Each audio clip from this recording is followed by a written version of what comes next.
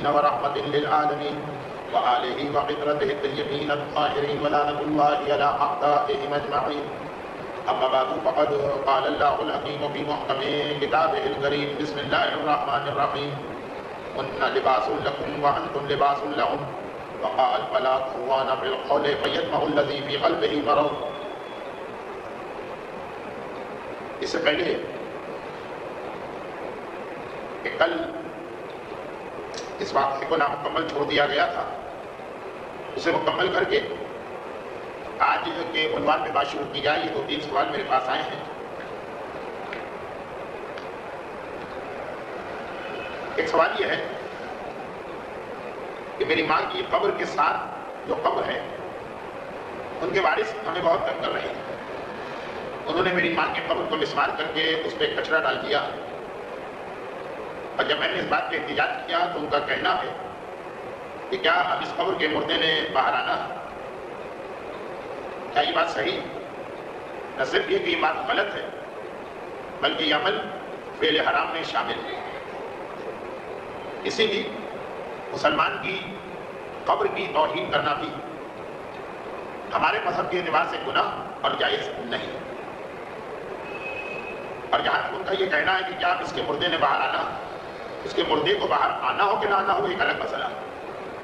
جب دنیا میں جو جگہ ایک آدمی کی ہوتی ہے اس کے اندر کسی دوسرے کو تصرف کا اختیار نہیں ہوتا، چاہے وہ وہاں پہ مکان بنائے کہ اس کو خالی چھوڑ دے. ملکیت یہ اسلام کا ایک بہت اہم مسئلہ. قبر کے حوالے سے تو اس میں 2 چیزیں جمع ہو. ایک تو یہ ہے کہ جب آپ کی ماں کی قبر ہے تو یہ زمین کا یہ ٹکڑا یقیناً کسی نہ کسی طریقے سے آپ کو الاٹ ہوا، مال مسلمان ہے، اس لیے بھی اس میں تصرف حرام ہے.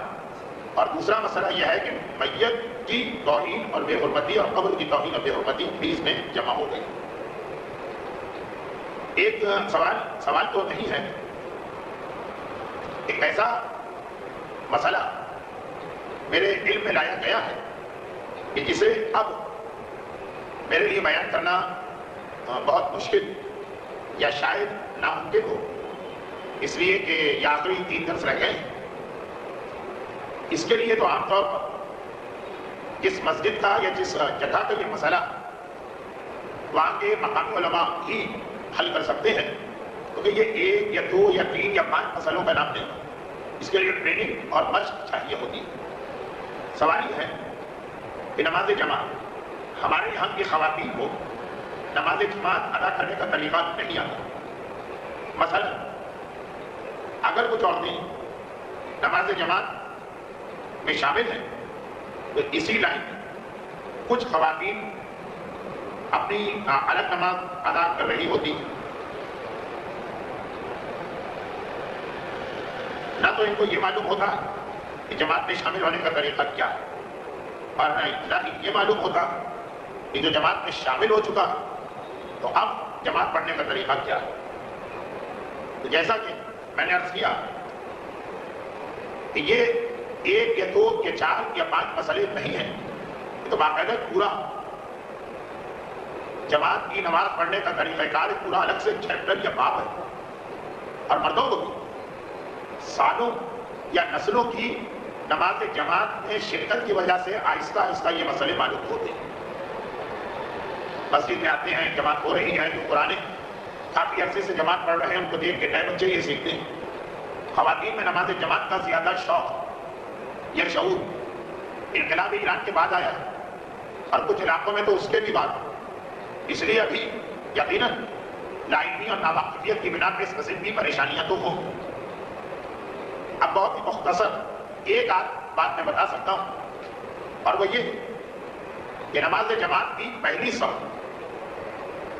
اس کے اندر تو اگر 2 خواتین ایک ساتھ اس طرح کھڑی ہوں پہلی صف کہ یہ اپنی مرادہ نماز پڑھ رہی ہوں، جماعت میں شامل نہ ہو، تو ان کے بعد والیوں کی نماز غلط ہو جائے گی. 2 مرد یا عورت ایک ساتھ جتنی جگہ گھیرتے ہیں اتنی جگہ کا اگر گیپ آ جائے جماعت کی صفوں تو اس گیپ کے بعد یا اس خالی جگہ کے بعد والوں کی نماز جماعت نہیں ہوتی. غیب کا مطلب یہ ہے کہ وہاں کو جگہ خالی ہو یا وہاں پہ ایسے لوگ ہوں جو جماعت میں شریک نہیں.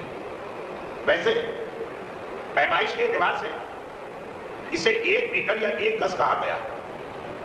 تو عام طور پہ ایک آدمی 1 میٹر کی جگہ نہیں گھیرتا، 2 آدمی. لیکن پیچھے کی صفوں جہاں پہ پیچھے کی صف والے، جب سارا مسئلہ یہ ہے کہ جماعت کا مطلب یہ ہے کہ جو لوگ ایک لائن میں یا قطار میں نماز پڑھ رہے ہیں ان کا سلسلہ نماز پڑھانے والے سے مل جائے. اور سلسلہ ملنے کا مطلب یہ کہ ان کے اور امام جماعت کے درمیان 1 گز یا 1 میٹر کا فاصلہ نہیں ہونا چاہیے، اس سے کم کا فاصلہ قابل قبول. تو جو پہلی صف ہوتی ہے، چونکہ پہلی صف والے امام جماعت سے صرف اپنے پہلو کے ذریعے سے، سائڈ کے ذریعے سے مل سکتے ہیں. اس لیے پہلی صف میں اگر 1 گز کا فاصلہ آ گیا تو اس فاصلے کے بعد جو لوگ ان کا اور امام جماعت کا اتصال یا کنیکشن کٹ گیا. لیکن اگر پیچھے کی صف کے لوگ، تو پیچھے کی صف کے لوگ وہ امام جماعت سے 2 طریقے سے مل سکتے ہیں. چاہے تو اپنے آگے کے ذریعے سے، یعنی ان کے آگے کے صف ہے یا اپنے آپ کو آگے والوں سے ملا ہے، پھر آگے والے امام سے ملا ہے. اور یا پھر چاہے تو یہ بھی اپنے پہلو کے ذریعے سے، اپنی سائڈ کے ذریعے سے امام جماعت تک پہنچ جائے. تو اس لیے پیچھے کی صف اگر اتنا بڑا گیپ آ بھی گیا، 2 عورتیں، 3 عورتیں، 4 عورتیں وہ ایک ساتھ کھڑی ہو کے الگ نماز پڑھ رہی ہیں، لیکن ان کے بعد والی جو عورتیں جماعت کے ساتھ پڑھ رہی ہیں، اگر اب یہ 3-4 عورتیں اگر ان کے برابر میں فرادہ پڑھ رہی ہیں تو پہلو کے ذریعے سے تو ان کا سلسلہ امام سے کٹ گیا. لیکن اگر ان کے آگے وہ خواتین ہیں جو جماعت میں شامل ہیں اور ان کا سلسلہ امام تک جا رہا، تب بھی ان کی نماز جماعت کے ساتھ درست قرار پائے گی. ہاں کہیں کہیں یہ ہوتا ہے، اس کے امکانات یہاں پہ کم کہ پہلی صف آگے والی صف چھوٹی ہوتی ہے اور پیچھے والی صف لمبی ہوتی ہے. یعنی پیچھے والی صف کے آگے کوئی نہیں، وہ امام جماعت سے صرف پہلو سے مل رہے ہیں. تو وہاں پیچھے کی صف میں بھی پہلی صف کا مسئلہ آئے گا کہ اگر 2 یا 2 سے زیادہ عورتیں فرادہ نماز پڑھ رہی ہیں، یہ جگہ خالی یا وہاں پہ کوئی بیٹھا ہوا دعا مانگتا پڑھ رہا، تو ان کا سلسلہ امام سے کٹ جاتا. اگر آگے کوئی تو پیچھے کی صف والے کا بھی وہی مسئلہ ہے جو پہلی صف والے کا. لیکن جو ہماری مسجدیں آج باقاعدہ نقشے کے تحت ساری دیواریں وغیرہ سب برابر ہیں، اس لیے یہ مسئلہ کم پیش آتا. لیکن بہرحال اس کے باوجود کچھ لوگوں کی عادت ہے کہ آگے کی صف میں جگہ ہے لیکن وہ آگے کی صف پوری کرتے ہی نہیں اور پیچھے کی صف شروع کر دیتے ہیں. تو پورے مسئلے کا خلاصہ صرف ایک جملہ، جب آدمی نماز جماعت میں پڑھے تو اس کا سلسلہ پیش نماز تک متصل ہونا چاہیے. سلسلہ ملتا ہے برابر کے نمازیوں، سلسلہ ملتا ہے نمازیوں سے، چاہے برابر کے نمازیوں سے ملتے ملتے یہ امام تک پہنچ جائے، چاہے آگے کے نمازیوں کے ذریعے سے. تو جہاں پر 1 گز یا 1 میٹر کا فاصلہ آ گیا تو اس فاصلے کے بعد جو اگر ان کا سلسلہ امام سے نہ آگے سے مل رہا ہے نہ سائڈ سے مل رہا ہے تو ان کی نماز جماعت غلط ہے. البتہ ان کی اپنی فرادہ نماز درست مانی جائے گی. اور جیسا کہ میں نے 2-3 دفعہ بتا دیا کہ 1 میٹر یا 1 گز کا فاصلہ اگر آ گیا تو فاصلہ کہتے ہیں کہ بالکل خالی جگہ ہو، تب بھی سلسلہ کٹ گیا.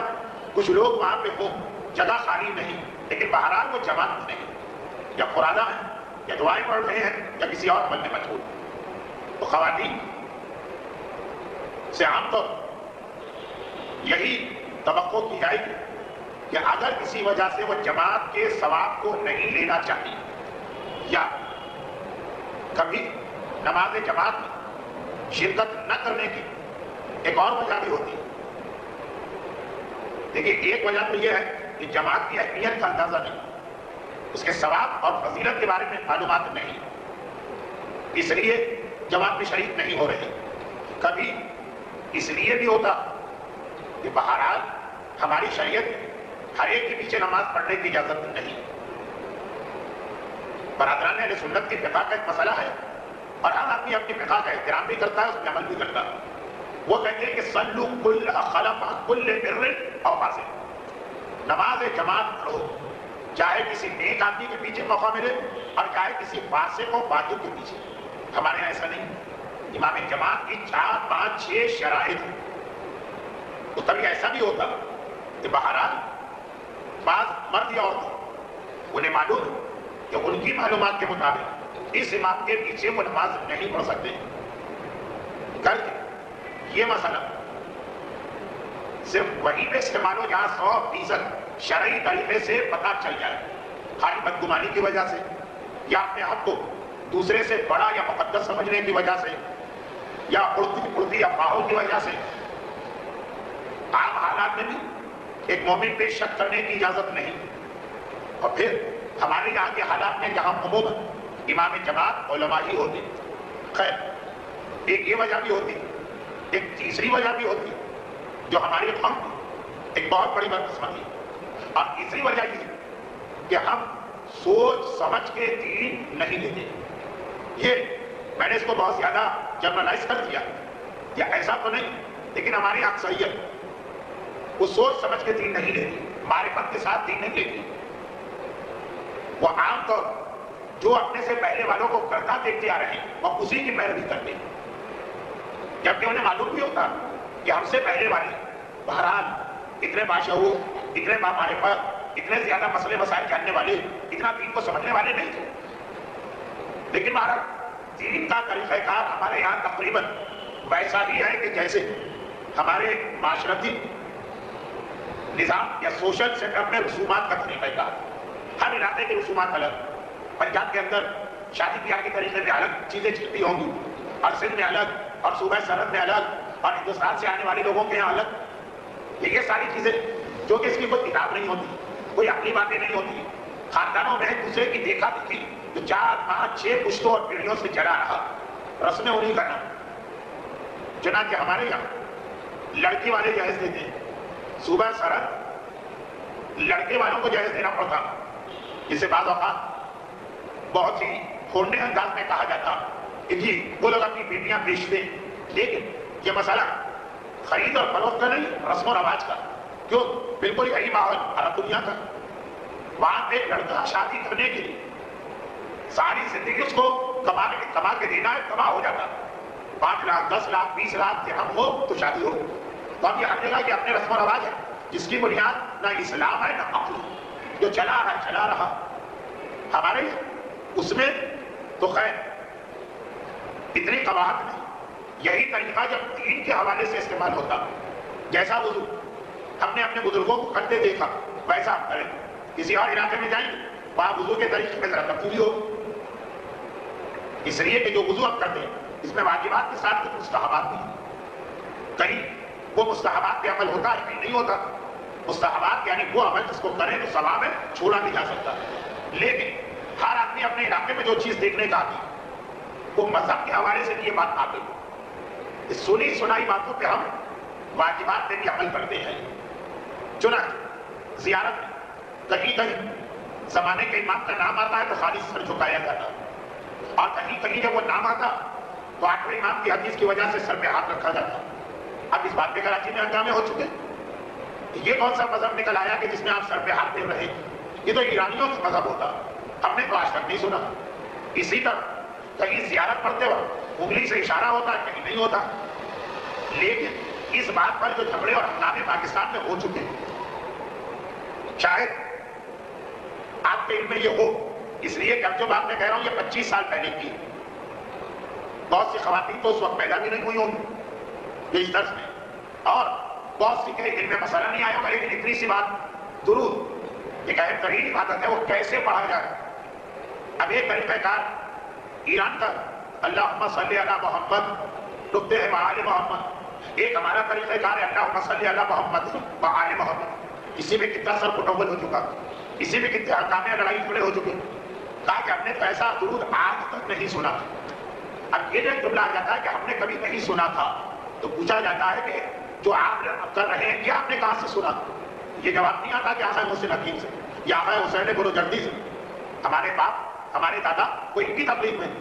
یہ جواب نہیں آتا کہ ان سے کہ اپنے باپ کو یا ماں کو یا اپنے ماحول میں یا اپنے خاندان میں یا اپنے علاقے کی ماں برداہوں میں یہی دیکھا.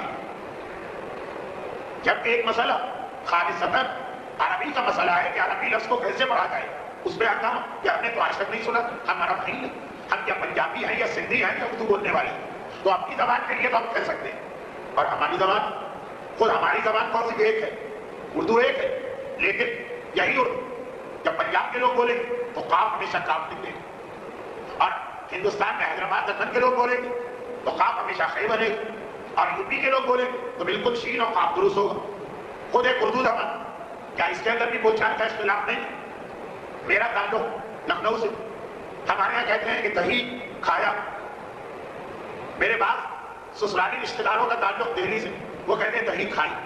اب کھایا یا کھائی اس میں اگر ہنگامہ ہو جائے، جھگڑا ہو جائے، قتل عام ہو جائے تو اس سے زیادہ حماقت اور جاہلیت کیا ہے؟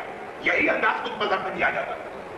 نہ فیصلہ پاکستان کے لوگ کریں گے کہ درود کیسے پڑھا جاتا، نہ ایران کے لوگ کریں گے، فیصلہ خالص عرب کے لوگ کریں گے۔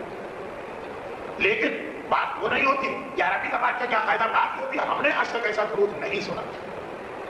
آج 25 سال گزر گئے تو آپ کے مسئلہ اتنا سنگین نہ رہا، لیکن میں نے تو دیکھا تھا کہ ایسے مسئلے پر جس کا کوئی تعلق ہم سے ہے ہی نہیں، جس میں ہمیں فیصلہ کرنے کا اختیار ہی نہیں ہے، اس میں فرقے بن گئے، فرقے باقاعدہ جب ایسا درود پڑھنے والے ہم ایسا درود پڑھنے والے، تو ساری خرابیوں کی جڑ اور بنیاد یہ کہ ہمارے یہاں مذہب کو شادی بیاہ کی رسم و رواج کی طرح سے خاندان کے بڑوں کی دیکھا دیکھی اختیار کیا جاتا۔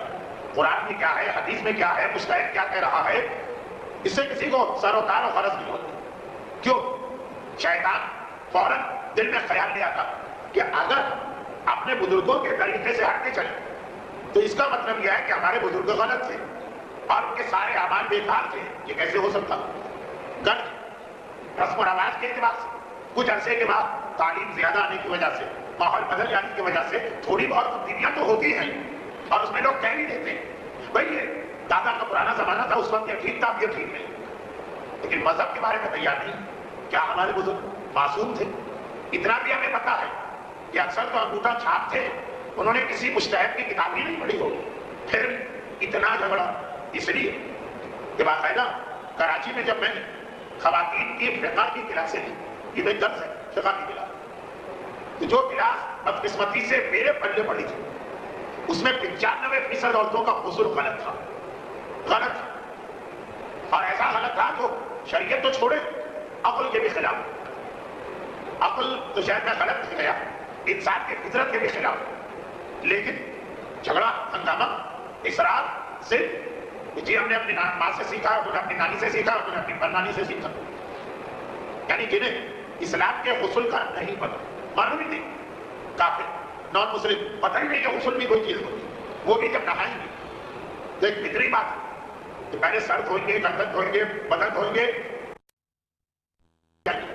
جن قوموں کے پاس، جن مذاہب کے پاس، جن بہترین لوگوں کے پاس غسل کا کوئی تصور بھی نہیں، خالی نہانا، وہ بھی بہرحال سر سے شروع کر کے پیر تک آئے، لیکن میرے بندے جو کلاس پڑھے خواتین پہلے ٹانگیں دھوتی، پھر رانیں دھوتی، پھر پیٹ، پھر سینہ، آخر میں گردن و سر، یعنی شریعت کے تو ہے خلاف، عام کامن سینس اور عام طریقہ کار کے بھی خلاف، لیکن صرف اسرار، ہنگامہ، جھگڑا، بہرحال آخر میں مان تو گئی، لیکن بات یہ ہے کہ چونکہ مذہب ہمارے یہاں خالی دیکھا دیکھی دیا جاتا ہے، اور جیسا کہ میں نے کہا کہ پہلے اس کی ایک دلیل ہوتی ہے اور وہ یہ کہ کیا وہ سارے لوگ غلط، جبکہ مسئلہ خواتین کو یہاں سے بتایا کہ غلط غسل کا مطلب یہ ہے کہ آج تک جتنی نمازیں آپ نے پڑھی وہ ہوتی ہیں، اور اگر حج کر کے آئیں گے تو وہ حج بھی غلط ہے، اور بعض حالت روزہ بھی غلط ہے، اگر کہ ہمیشہ غسل کی غلطی سے روزہ باطل نہیں ہوتا، روزے کے لیے بھی شرط ہے کہ آدمی اگر غسل ہے تو فجر کی اذان یعنی سحری سے پہلے پہلے غسل کر لے، واجب ہے، لیکن غسل جاہل مسئلہ کو کچھ چھوٹ ہے، روزے کیا، لیکن غسل جاہل مسئلہ کو کوئی چھوٹ نہیں ہے، نماز اور حج میں۔ تو وہ یہی دل میں خیال ہے کیا ہماری ماں کی ساری نمازیں غلط ہیں، اور اس مسئلے میں وہ بھی بحث کرتی ہے جو خود کہہ رہی ہے کہ ہماری ماں نے کبھی نماز ہی نہیں پڑھی، لیکن آج کل دوسرا بھی مسئلہ وہی خواتین کے بعد بھی ٹائم نہیں ہے، اب یہ ساری چیزیں سیکھنے کے لیے یا پڑھنا پڑتا ہے یا صحیح علماء کے پاس بیٹھنا پڑتا ہے۔ میں نے کل یا پرسوں چلتے کل سرسری طور پہ جملہ کہا تھا، وہ یہ ہے کہ جب اس قسم کے درس ہوتے ہیں تو خواتین میں سے کچھ میں شوق پیدا ہوتا ہے کہ اپنی دین سیکھیں، اور اس شوق سے فائدہ اٹھانے کے لیے کچھ ایسے مرد اور عورتیں میدان میں اتر آتے ہیں جن کی اپنی معلومات نامکمل، مسائل فقہ اتنی آسان چیز نہیں ہے، یہ قانون کی طرح کا مسئلہ، ایک ایک لفظ کی تبدیلی سے بات کہیں سے کہیں چلی جاتی ہے، تو جیسے ہر لا کی 2 کتابیں پڑھ ہمارا وکیل نہیں بن سکتا. اگر ایسے آدمی کو اپنا وکیل مقرر کیا، اس نے ادھر سے ادھر سے 2-4 کتابیں پڑھی یا 2-4 مہینے کا کوئی کورس کیا، تو وہ تو ہمارا بیڑا غرق کر دے گا عدالت میں جا کے. ہم حق پر بھی ہوں گے تو کیس ہار جائیں گے. اس لیے کہ قانون یہ 2-3 مہینے میں نہیں سمجھ میں آتا، یا ایک آدھ کتاب پڑھنے سے کوئی قانون دان نہیں بنتا. یہی مسئلہ شریعت کا، اور شریعت کا مسئلہ اس لیے زیادہ اہم ہے کہ غلط وکیل کے ہتھے چڑھ گئے تو بہرحال جائیداد ہاتھ سے نکل گئی. شوہر بیوی کے طلاق کے کیس میں حقدار کو بے حق کر دیا گیا، یہی ہوگا نا. اور مسائل شریعت میں اگر غلط کے ہاتھ چڑھ گئے تو آخرت تباہ ہو جائے گی. اس لیے تقاریر سن کر یا درس میں مسائل کی اہمیت سن کر ایسے اعلانات پہ توجہ نہ دیں کہ مومنات اب فلاں خاتون نے لوگوں کو مسائل سکھانے کا ایک ادارہ قائم کیا، فلاں نوجوان لوگوں کو مسائل سکھانے جا رہے ہیں. چھوٹے چھوٹے بچے، پرائمری کلاس تک کے بچے اور بچیاں جن کے مسائل دقیق یا باریک نہیں ہوتے، موٹی موٹی باتیں ہوتی ہیں، وہ اپنی جگہ. لیکن ایک مجتہد کے رسالہ عملیہ کسی بہت ہی فقہ میں ماہر آدمی سے سمجھنا پڑتا. اتنا بعض اوقات ملتے جلتے مسئلے ہیں جو مکس اپ ہو جاتے ہیں، اور اس کی 50-60 مثالیں تو نوکے زبان پر ہیں. لیکن یہ درس کا اپنی جگہ ایک اچھا عنوان ہے، اور ایک حوالے سے کیا بات آنے بھی والی تھی، اس لیے میں اس کو بتا رہا ہوں. لیکن بہرحال پورا درس بھی اس میں نہیں دیا جا سکتا. تو خلاصہ یہ کہ میں خود اپنی زندگی 3-4 مرتبہ ناک تجربے کاری کی بنا پر یا شروع میں اچھا گمان رکھنے کی بنا پر بعض غلط آدمیوں کے ہاتھوں استعمال ہو گئے. استعمال نہیں مانتا کہ میری تقاریر سے انہوں نے ناجائز فائدہ اٹھایا. مجھے یاد ہے ایک کراچی کی اندر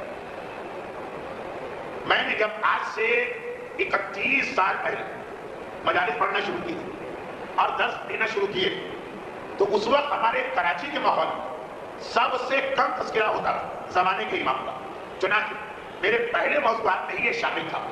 اور پھر کراچی کے حوالے سے پاکستان سے باہر کے ملکوں میں کچھ آدھی باتیں گئی تو اتنا شوق ہوا کہ اب میں جہاں جاتا ہوں میرا موضوع کچھ بھی ہو، لوگ ایک مرتبہ مجھے اپنے موضوع سے بدل لیتے. اور یہ بات جو میں کہہ رہا ہوں یہ کوئی ایسی بات نہیں ہے کہ جسے آپ کے سامنے ثابت نہ کر سکے. ہر سال ایام اعظم 6 یا 7 اچھے میرے انٹرنیٹ پہ ہوتے ہیں. اور آپ ہمیشہ دیکھیں یہ پہلی مجلس میں اعلان ہوا کہ اس سال کے اچھے کا یہ عنوان، 2 مجلسوں تک وہ عنوان چلا. اب تیسری سے یہ عنوان اس لیے بدلا کہ اس علاقے کے اتنے سارے مومنین نے یہ سوال کیا اور یہ سوال کیا، اور عنوان بدل کے 99% زمانے کا امام ہوتا. لیکن نقصان کیا ہوا؟ اہم ترین ہمارا ٹاپک ہم آج جو کھاتے ہیں تو امام زمانہ کی برکت سے، اور جو سانس لیتے ہیں تو امام زمانہ کے تو گئے. لیکن ہوا کہ کچھ غلط قسم کے لوگ جو امام زمانہ کے نام پر لوگوں کو بہکانا چاہتے تھے، اور وہ بہکا نہیں پا رہے تھے اس لیے کہ انہیں نہ ایسا مجمع مل رہا تھا نہ ایسے نوجوان مل رہے تھے جنہیں یہ موضوع پسند. میں نے جب بعض نوجوانوں کے دلوں میں محبت امام پیدا کی یا پیدا شدہ محبت کو بیدار کیا، فائدہ اٹھایا اس غلط گمراہ لوگوں، کھینچ کے لے گئے، اغوا کر کے لے گئے نوجوانوں، اور ان کی اس محبت امام کی وجہ سے جو جب تک ان کے سینے میں سو رہی تھی یہ گمراہی سے بچے، وہ محبت بیدار ہونے کے بعد جو گمراہ ہوگا. اب مجھے لگا کہ کہیں ایسا نہ ہو کہ اس میں میرا اتنا قصور ہو کہ ایک باقاعدہ نسل کو تیار کر کے ان کے حوالے کر دیا. اب ایک بالکل اس کے برعکس مثال کراچی میں اور امریکہ میں بھی اور یورپ میں میرے عام موضوعات میں ایک انتہائی اہم موضوع ہوتا ہے آج شیطان کس طرح سے ہماری آنے والی نسل کو بہکا رہا. 2 چیز، شیطان ہماری آنے والی نسل زیادہ تر 2 چیزوں سے بہکا رہا. ایک ٹیلی ویژن اور اس کے اندر پھر وہ ڈش اور کیبل اور یہ VCR اور یہ فلمیں اور یہ سب آ گئے. ایک اس کے ذریعے، اور آج کل اسی جو میڈیا کا لفظ اصلی اسی کے اندر آج کل انٹرنیٹ بھی آ گیا. اس سے زیادہ معلومات پہنچانے والی چیز پوری انسانیت کی تاریخ میں کوئی نہیں، اور اس سے زیادہ گمراہ کرنے والی چیز بھی انسانیت کی تاریخ میں کوئی نہیں. انٹرنیٹ پہ جو معلومات آتی ہے کوئی اس کے صحیح اور غلط ہونے کا خیال ہی نہیں. جس کا دل چاہتا ہے بیٹھ کے ایک سائٹ کھولتا ہے، اس کے اندر اسلام کے نام پہ پتہ نہیں کتنے لفظیات کر دیتا، اور اسی انٹرنیٹ کے ذریعے سے قابل احترام مراجع قرار تک پہنچنا بھی کتنا آسان ہو گیا. لیکن یہ میرے ذہن میں تھا ایک درس کا عنوان بنے گا، شاید کل کا عنوان بن بھی جائے، آج نہیں. تو ایک ایک ڈش اور میڈیا اور انٹرنیٹ کے ذریعے سے اس سے ہمارے بچوں اور نوجوانوں کو شیطان آج کل بہتا رہا، اور یہ اسکول اور کالج. اب یہ دو چیزیں ایسی کہ جب ہم اس کے اندر اپنے بچوں کو بھیجے تھے اور یہاں سے بات چلی تھی، دوسری جانب شیطان نے باپ اور ماں کو اتنا بزی اور مشغول کر دیا کہ ان کے پاس وقت ہی نہیں ہوتا اپنی اولاد کو دیکھنے. تھوڑی بہت اگر والدین کی توجہ رہے تو چیک ہوتا رہے گا، ایک سینسر گھر کے اندر لگا رہے گا. لیکن وہاں آپ کی زندگی اتنی مصروف کر دی، باپ صبح کا نکلا گیا، رات گئے واپس آتا. فیصل آباد تو پھر تیسرا بڑا شہر ہونے کے باوجود مزاج کے اعتبار سے چھوٹا شہر، لاہور میں دیکھیے، کراچی میں دیکھیے، اتنا مصروف کر دی کہ وقت ہی نہیں. اب اسے پتہ ہی نہیں کہ آدھا دن میرا بیٹا اسکول اور کالج میں کن لوگوں کے ہاتھ میں پھنس گیا، اور باقی آدھا دن اور رات ڈش اینٹینا اور ٹیلی ویژن کے ذریعے کہاں چلا گیا. چنانچہ ان دونوں خرابیوں کا علاج ہے. ایک تو یہ ہے کہ اتنی طاقت ہمارے پاس ہو کہ ماں کھانا شروع کریں یہ بھی ختم، وہ بھی ختم. وہ نہ اتنی طاقت ہمارے پاس ہے اور نہ وہ اسلام کا مزاج ہے. اور دوسرا جو اسلام کا مزاج ہے، دوسرا طریقہ یہ کہ ہمارے پاس اپنے اسکول اور کالج جہاں پڑھائے وہی جس کی تمنا اور خواہش کی وجہ سے والدین خرچہ کر کے اپنے بچوں کو بھیجتے ہیں، پڑھائے وہی لیکن ماحول اپنا تھا. اور ساتھ میں پھر یہی کا زیادہ بڑے پیمانے پر ڈش کے ذریعے ہو، ہمارا اپنا شیعہ چینل ہو. خیر وہ تو بہت بڑی بات ہے. یہ چھوٹا موٹا ایسا پروجیکٹ یونیورسٹی نہ بنا سکے، کالج نہ بنا سکے، اسکول تو بنا سکتے ہیں. اور تبلیغ کا ایسا ذریعہ کہ ہم خرما اور ہم ثواب. آج کل آپ کو معلوم ہے کہ پاکستان دولت کمانے کے اعتبار سے دو کاروبار بہت زیادہ چلتے ہوئے، ایک تعلیم، ایک صحت. ایک اسپتال بنائیے اور مارے نیارے ہو جائے، اور ایک اسکول اور خریدے. تو آپ پیسہ بھی آپ نے کمایا اسی سے اچھا خاصا. دیکھتے ہی دیکھتے دو کمروں کے اندر کراچی میں بننے والے اسکول، اور کتنی عالیشان عمارتیں، اور ایک ایک اسکول کے 12 14 کیمپس. پیسہ بھی ہے، دین کی خدمت بھی ہو رہی. عام طور پہ خدمت دین کے جو دوسرے طریقے ہیں اس میں ہمیشہ غربت ہی رہتی ہے، دوسروں سے پیسہ مانگنا پڑتا، چاہے علماء ہو، چاہے آئی او، چاہے آئی ایس او، چاہے کوئی بھی تنظیم. یہ والا تبلیغ کا ذریعہ ایسا کہ لوگ خوشی سے آ کے پیسے دیتے. کتنی بھاری فیسیں پاکستان میں ہو گئی. ایک بچے کی اتنی فیس ہے جس میں پہلے زمانے میں پورا محلہ پل جاتا. لیکن خیر یہ تو میں ایسی طرف چلا گیا جو اپنی جگہ ایک اہم موضوع تو ہے. فی الحال جو میں بات کہہ رہا ہوں وہ نامکمل نہ رہے گا. تو یہ جب میں نے تصور دیا اور مجالس میں بہت زیادہ پڑھا، نتیجہ کیا نکلا؟ مجھے ایسا لگا کہ میں استعمال ہو گیا. بالکل کمرشل اور تجارتی لوگ جنہیں نہ دین کی محبت ہے نہ تبلیغ سے کوئی غرض ہے بلکہ خود بے دین ہے، انہوں نے میری تقاریر کو استعمال کیا. کہا دیکھیے مولانا نے بھی بتایا یہ کتنا ہے مسئلہ. پیسہ بھی جمع کیا، اسکول میں قائم کیا، والدین کو اپنے اسکول میں لکھ کر کے بھیجا. یہ ہے وہ اسکول جو مولانا اپنی مجلس میں 10 سال سے چیز رہی. اب بالکل تجارتی اسکول، یہاں پہ اتنا ہی بگاڑا جا رہا جتنا عام اسکولوں میں بگاڑا جاتا. البتہ ایک فرق کے ساتھ کہ عام اسکولوں میں جب والدین بھیجے تھے تو اگر ذرا سمجھدار فکر تو رہتی ہے نا کہ بچہ کیا کر رہا ہے. ایسے اسکولوں میں بھیج کے والدین بے فکر بھی ہوتے کہ بھائی یہ تو بالکل اسلامی اصولوں اور آل محمد کی تعلیمات کا ماحول والا اسکول. یہاں تو بچے سے پوچھنے کی ضرورت ہی نہیں. جیسے آپ کا بچہ اگر یہ کہے کہ میں دوستوں کے ساتھ کھیلنے جا رہا ہوں تو ایک پریشانی ہوتی ہے، پتہ نہیں کیسے دوست ہے کہاں جا رہا ہے. اور میں مسجد میں جا رہا ہوں اطمینان ہوتا ہے والدین کو ایک اچھی ہی جگہ پہ ہے. جبکہ اسلام میں مسجدیں زرار کے نام سے گمراہ کرنے والی مسجدیں بھی ہیں.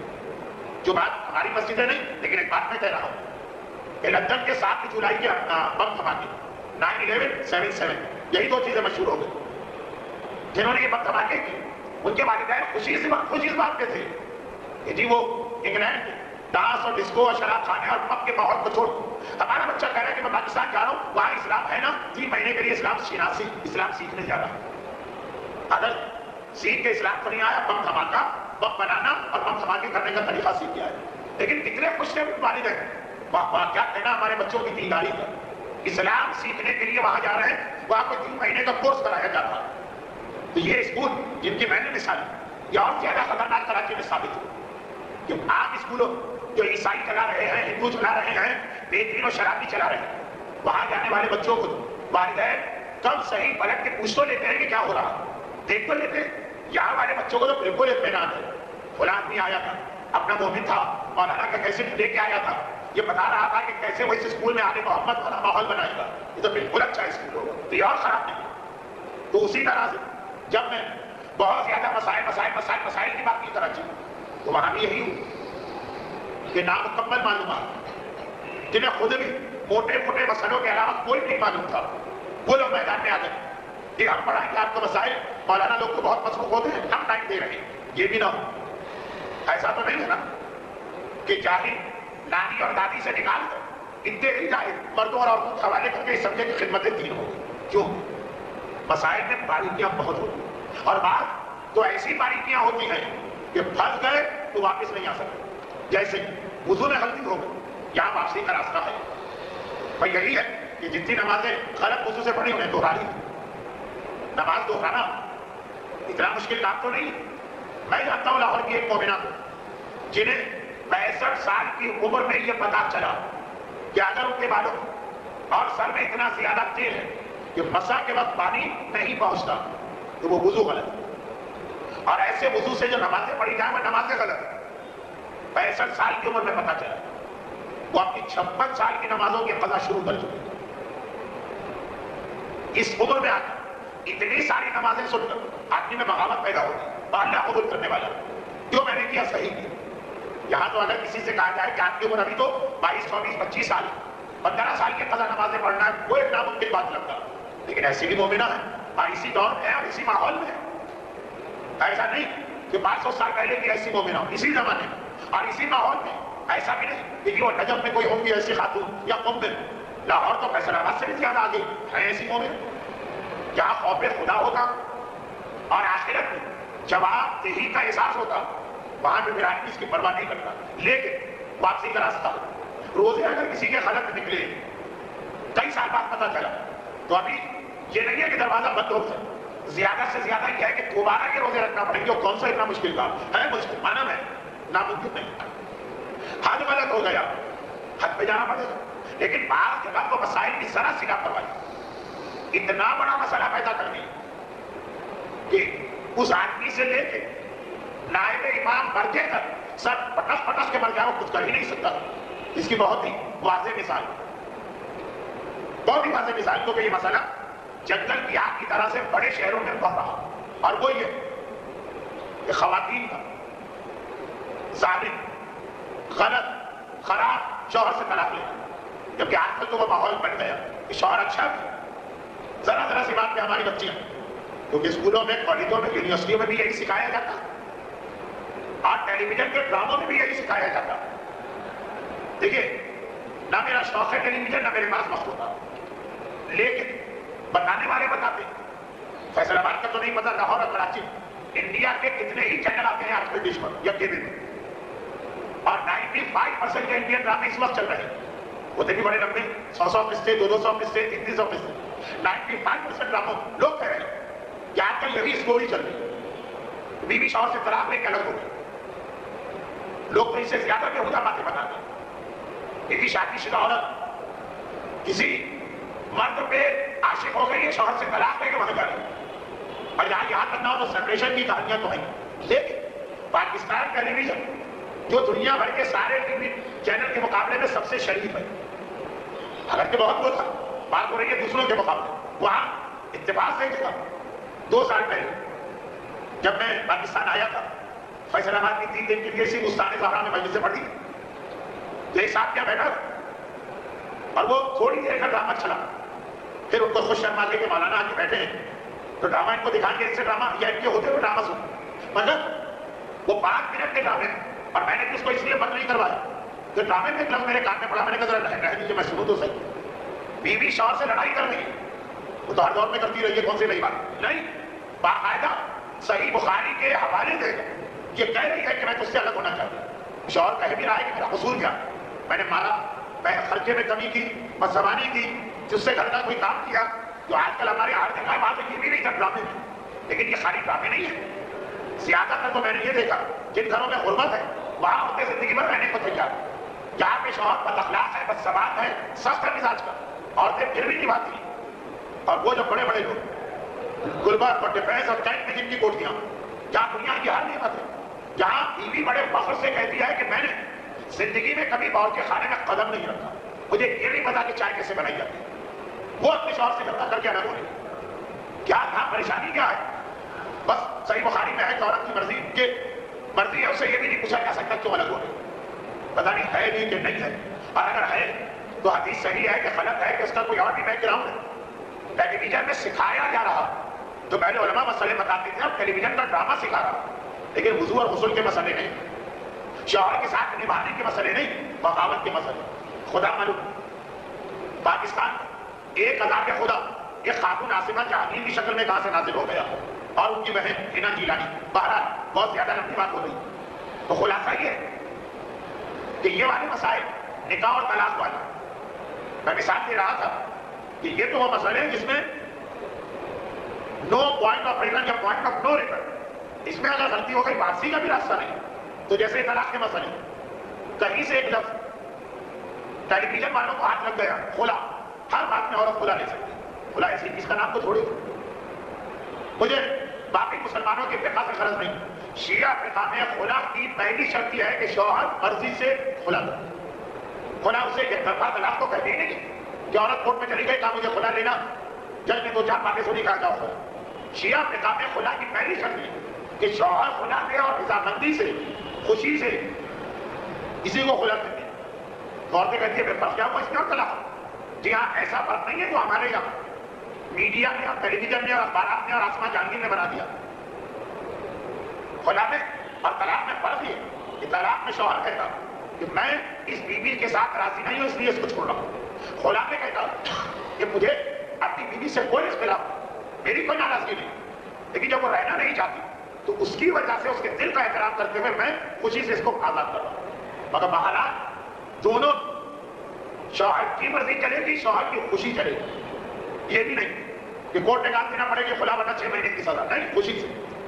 اب ہمارے یہاں الحمدللہ فیصل آباد میں یہ ماحول ابھی نہیں ہے، اور میں چونکہ اس موضوع پہ تقریر کر بھی نہیں رہا ہوں، میں تو بتا رہا ہوں مسئلے میں ذرا سی غلطی، لیکن کراچی اور لاہور میں اتنی تیزی سے یہ ماحول بن گیا کہ آتی علماء کے بعد ہمیں خلا دے دی، ہم کہتے ہیں آپ خلا ہو ہی نہیں سکتی شوہر جب تک کہ راضی ہو، آپ نہیں دے رہے، ہم ابھی جاتے ہیں کورٹ، اور فٹافٹ کورٹ بھی مسائل کی زیادہ آج تک چھٹ چکا ہو، عورتوں کی جانب ہو گیا بے تکا، جہاں عورت مظلوم ہو، جہاں عورت پہ ظلم ہو رہا ہو، جہاں عورت کے ساتھ زیادتی ہو تو ٹھیک، خیر مل گئی کھلا، اور کھلا ملنے کے بعد دوسری شادی بھی کریں۔ سب انسان ایک ایسی چیز کا نام، عجیب چیز ہے انسان، اللہ نے انسان کے دل کو ایسا بنایا کہ پورا قرآن پڑھ لیجیے کبھی کوئی اثر نہیں ہوگا، ہمارے آپ کے قرآن کا نہیں، آقا حسین کی تلاوت، مولا علی کی تلاوت، اللہ کے رسول کی تلاوت، جو پیغمبر کے مخالف تھے وہ قرآن سن کے بھی تو مخالف تھے، عجیب بات، اتنا سخت یہ دل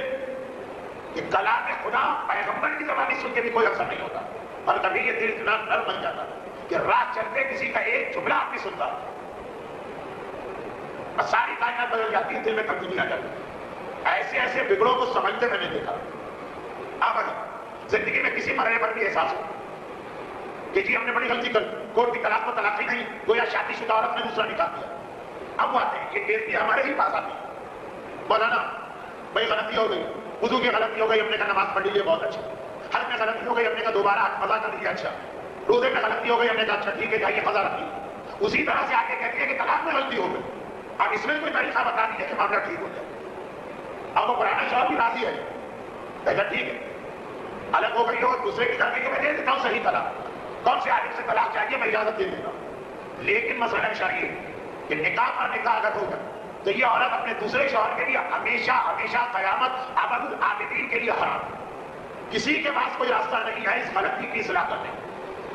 ہاں وہ ہے کہ پہلے شوہر کے پاس آ کے رہنے لگے وہ ٹھیک، تیسرا کوئی شوہر پہلے شوہر سے طلاق لے کے نیا کوئی نکاح کرے وہ ٹھیک، اب وہ آتی ہیں روتی ہیں دھوتی ہیں اپنے مسئلے بتاتی ہیں، مولانا اب تو ہم بڑھاپے کی جانے جا رہا ہے، کون ہم سے شادی کرے، بچے ابھی ہمارے نہیں، دوسری شادی کے نتیجے بڑے چھوٹے چھوٹے ہیں کہ بعد سے محبوب کے بعد سے کوئی راستہ نہیں کرتے، ہم کیا نہیں کرتے، یہ جملہ آغاز ہوئی اور امام خمینی نے لکھ کے بھیجا، ہم آغاز ہوئی امام خمینی لکھ رہے، ہم شریعت بتاتے ہیں، ہم شریعت بتاتے نہیں ہیں، یہ ہمارے اختیار ہی میں نہیں ہے، تو ذرا سی ایک مسئلے کی معمولی سی بات،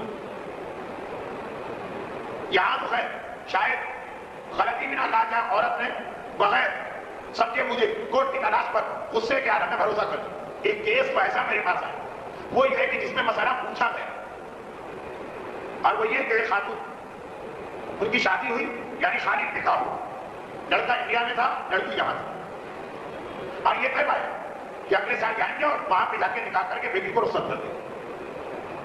یہ کراچی کا واقعہ ہے، خبر ہے کہ ابھی خالی نکاح ہوا ہے، دونوں نے ایک دوسرے کو دیکھا نہیں، خبر آئی تو ایکسیڈنٹ میں شوہر کا انتقال ہو، دیکھا تک نکاح بتا نکاح کے 2 بول تو پڑھوائے گئے۔ اب مسئلہ یہ بن گیا کہ اتفاق سے فوراً ہی دوسرا رشتہ آیا اور بہت اچھا رشتہ ہے۔ فیصل آباد کا تو مجھے نہیں معلوم، کراچی کا لاہور میں بیٹیوں کی شادی ایک مسئلہ، اچھے رشتے آتے کہاں، اور پھر ایسی لڑکی جس کا ایک نکاح ہو چکا، دوسرا رشتہ آیا بڑا اچھا ہے، لیکن ان کا یہ کہنا ہے کہ ہمیں فوری نکاح کرنا ہے۔ والدین نے بطور احتیاط ایسے جو لوگ آج کل مدرسے کھول کھول کے بیٹھ گئے اس میں صحیح لوگ بھی وہ تو بڑی خدمت کر رہے ہیں، لیکن اس سے شہرت اور مقبولیت اور دولت کمانے کا ذریعہ سمجھنے والے بھی انہوں نے الٹ پلٹ کے کوئی کتاب بھی دیکھ لی اور اس میں ان کو یہ جملہ مل گیا کہ اگر رخصتی نہ ہوئی ہو تو پھر اس صورت میں کوئی پابندی نہیں ہے، اور آج لڑکی اپنے شوہر سے الگ ہوئی پھر وہ دوسری شادی کر سکتا، بسم اللہ ہو گئی شادی۔ شادی ہونے کے کچھ عرصے کے بعد پتا چلا کہ اس مسئلے میں کتاب الٹ پلٹ کرنے والے کو دھوکا ہوا۔ اسلام میں لفظ ایک ہے لیکن وہ 2 الگ الگ جگہوں پہ آتا، عدہ ایک لفظ ہے عدہ، مسئلہ شرعی ہے کہ عدہ 2 موقعوں پہ اسلام میں ہے، طلاق کے موقع پر اور ایک وفات کے موقع پر۔ عورت کو طلاق دی جائے تو اس کو عدہ رکھنا واجب ہے، عورت کا شوہر مر جائے تو اس کو عدہ رکھنا واجب ہے۔ اچھا لفظ ایک ہے عدہ، یہاں بھی چلتا وہاں بھی چلتا۔ طلاق والے عدے میں یہ کہ اگر رخصتی نہیں ہوئی، خالی نکاح پڑا گیا اور شوہر نے طلاق دے تو کوئی عدہ نہیں، اگلے دن وہ دوسری شادی کر سکتے۔ لیکن موت والے عدے میں یہ چاہے رخصتی ہوئی ہو کہ نہ ہوئی، شوہر بیوی نے ایک دوسرے کو دیکھا ہو کہ دیکھا بھی نہیں، شوہر مر گئے تو ہر صورت میں بیوہ کو 4 مہینے 10 دن عدہ رکھنا۔ انہوں نے جنہوں نے مسئلے کا جواب بتایا عدے کا لفظ دیکھا غور کے بغیر کہ طلاق والے عدے کا مسئلہ تھا، یہ رخصتی نہیں ہوئی ہے کوئی عدہ نہیں، جاؤ فوراً شادی کرو، وہ بتا دیا۔ جبکہ یہ کیس طلاق والا نہیں تھا، یہ وفات والا تھا، لفظ وہی ہے حکم الگ، اور یہ حکم ہے کہ اگر وفات کے بعد 4 مہینے 10 دن عدہ نہ رکھا، عدے کا مطلب کیا ہے کہ اس دوران دوسری شادی نہیں ہو سکتی، تو یہ عورت اپنے نئے شوہر پر ہمیشہ ہمیشہ کے لیے حرام ہو جائے، چاہے جان بوجھ کے یہ عمل ہو، لاحقی میں یہ عمل ہو، غلط مسئلہ سمجھنے کی وجہ سے یہ عمل ہو، چاہے یہ توبہ کرنے کو تیار ہو، کفارہ دینے کو تیار ہو، قضا کرنے کو تیار ہو، ہر سزا بھگتنے کو تیار ہو، کہیں بس کسی طرح سے یہ والا نکاح صحیح کر ہو ہی نہیں سکتا۔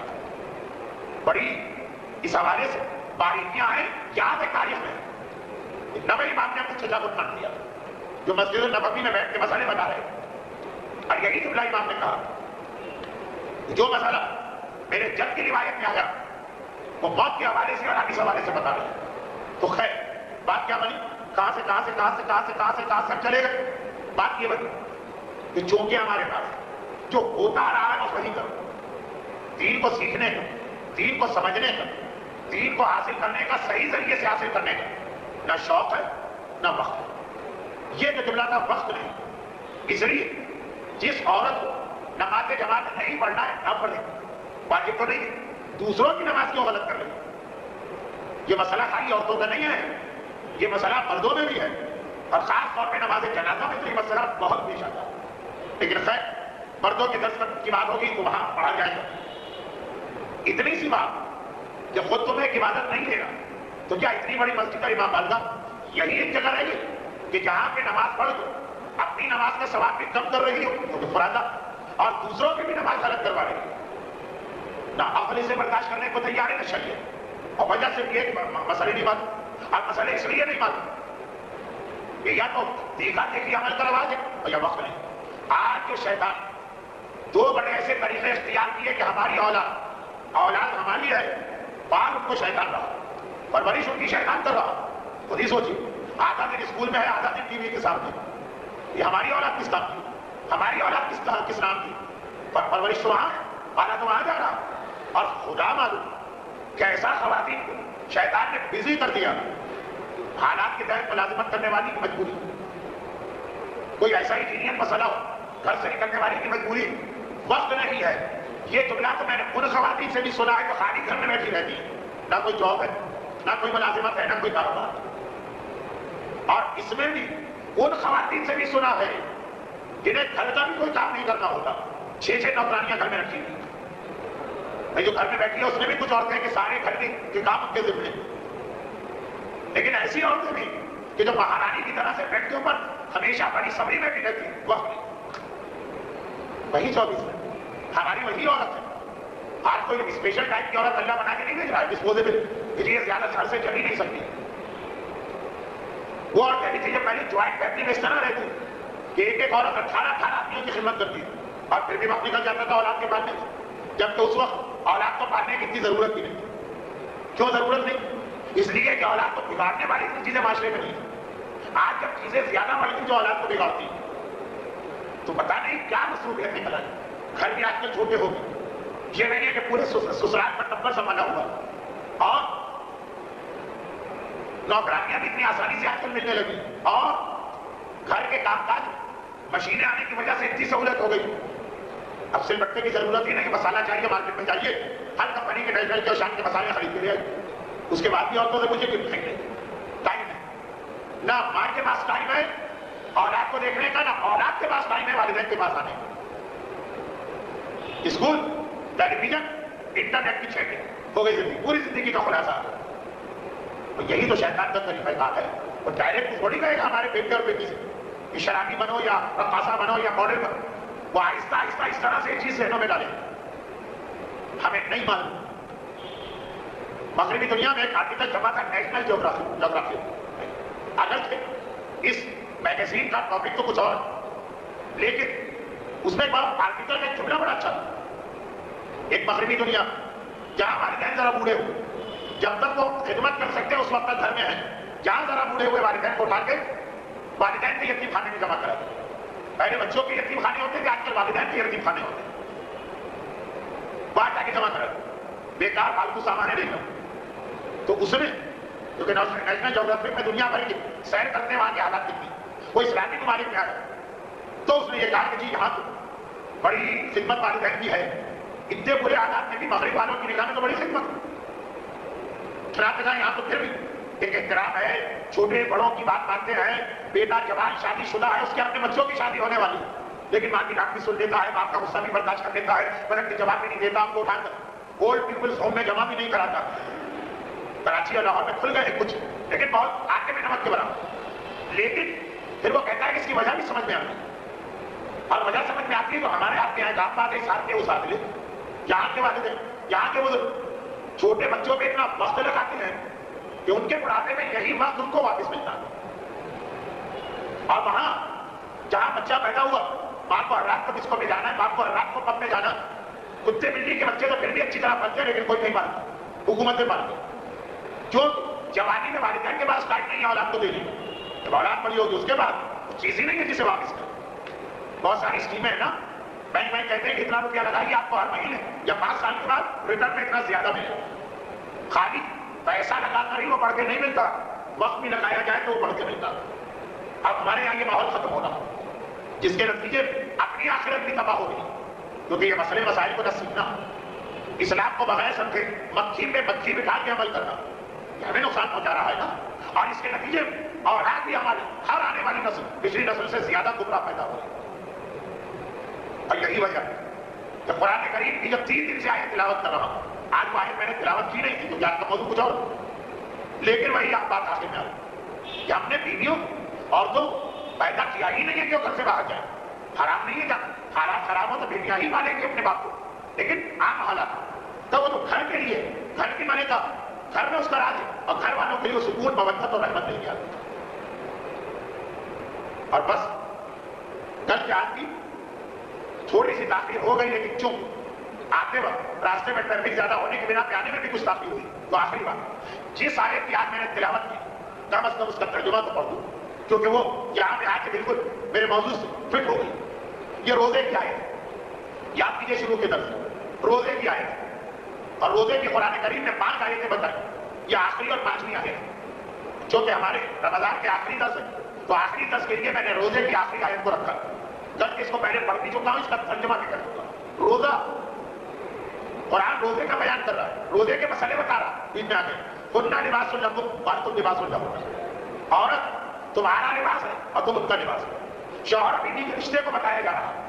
3 دن آیت تلاوت ہوئی, عورت کو پیدا کیوں کیا گیا؟ سکون, رحمت اور مودت کے. چوتھے دن آج عورت کی ذمہ داری آ رہی ہے جو مرد کی بھی برابر سے, وہ تمہارا لباس ہے اور تم ان کا لباس ہے. لباس کیوں پہنا جاتا ہے؟ لباس کیوں پہنا جاتا ہے؟ یہ ایک سوال. آج کل مغربی دنیا کہتی ہے کہ یہ غلط سوال, نان سینس, سوال ہی بیکار. کیوں کہتے ہیں لباس پہننے کا کوئی مقصد نہیں؟ یہ ہمارے بزرگوں نے غلط چیز میں ہم کو پھنسا دیا, چنانچہ ننگے گھومنے کو ترجیح دیتے ہیں. اور یہ محاورت ہے حقیقت خاص طور پر یورپ میں, ہالینڈ, جرمنی اور ڈنمارک, کتنے زیادہ ایسے گھر ہیں جہاں گھر میں آ کے کوئی کپڑا پہننے نہیں جاتا, سارے گھر والے ایک ساتھ. خیر, وہ کہتے ہیں کہ سوال ہی غلط. ہم کہتے ہیں سوال غلط ہو ہی نہیں سکتا, کامن سینس کی بات بھی ہے. قرآن بھی کہہ رہا ہوں تمہارا لباس ہے. عام طور پہ لباس کے 3 مقصد. نمبر 1, لباس کا مقصد موسم کی سختیوں سے آدمی کو بچانا. یعنی باہر کیا, موسم تو باہر ہوتا ہے, باہر کی جو پریشانیاں ہیں, جو سختیاں ہیں, جو نقصان پہنچا سکتی ہیں, اس کو بچانا. چنانچہ گرمی کے لباس الگ ہوتے ہیں, سردی کے الگ ہوتے ہیں, بارش کے الگ ہوتے ہیں. نمبر 2, لباس اس لیے بھی پہنا جاتا کہ جسم کے عیب پر پردہ ہو. اگر کسی کے بدن پہ کوئی عیب ہے, کوئی خرابی, اس کو چھپانے کا کام بھی لباس ہی کرتا. جیسے فرانس یا اٹلی, وہ گلے میں جو کپڑا ڈالا جاتا ہے وہ وہاں سے آیا. شاید یہ 15ویں صدی 16ویں صدی کی بات. کیوں؟ فرانس کے بادشاہ کے گلے میں اتنی بڑی دھوپی نکلی, اس کو چھپانے کے لیے اس نے مفلر نما ایک لباس تیار کروایا, بدن کو چھپانا. ہندوستان میں سر سید کے بارے میں کہا جاتا ہے, لیکن لباس نہیں کہا جاتا, داڑھی اس لیے تھی. لیکن لباس کا ایک یہ مقصد. چنانچہ بہت ساری عورتیں کراچی حجاب کو مانتی تھی, برقع پہننے لگی. کیوں؟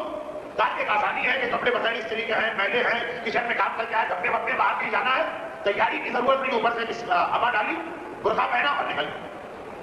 ایک بہرحال ایک مقصد ہے لباس. اور تیسرا مقصد ہوتا ہے آدمی کی شان بڑھاتا ہے لباس. آدمی لباس خریدتا ہی دیکھ کرے کہ لباس میرے اوپر جچے, آدمی کی شان بڑھاتا. باقاعدہ پوری ڈریس ڈیزائننگ کی ہے, اپنی ایک سائنس ہوگی. کہ ٹھنگنی عورت ہے تو وہ لمبی لمبی دھاڑیاں والی قمیض پہنے, لمبی لگنے لگے. اور بہت لمبی عورت ہے تو وہ ہاریزونٹل یا چوڑائی والی پتیوں والی قمیض پہنے تو ذرا ٹھیک لگنے لگے. بہت دبلی عورت ہے تو ایسا لباس پہنے, بہت موٹی عورت ہے تو اتنا ٹائٹ لباس نہ پہنے, رنگ سیاہ ہے تو اس رنگ کا لباس نہ پہنے, رنگ بہت زیادہ سفید ہے تو ایسا. یہ پوری ایک سائنس ہے جو میرا شعبہ ہی نہیں ہے, لیکن ایک جملے کی وضاحت. یہ لباس شان کا تھا. 3 باتیں لباس کا احکام. قرآن کریم نے کہا عورتیں تمہارا لباس, بیویاں تمہارا لباس. تو بیوی کی 3 ذمہ داریاں اس لباس میں آ گئی, اس جملے میں آ گئی. یعنی تمہارا کام ہے اپنے شوہروں کی شان بڑھانا. شان بڑھانا یعنی مقصد تکبر و غرور میں عزت بچانا.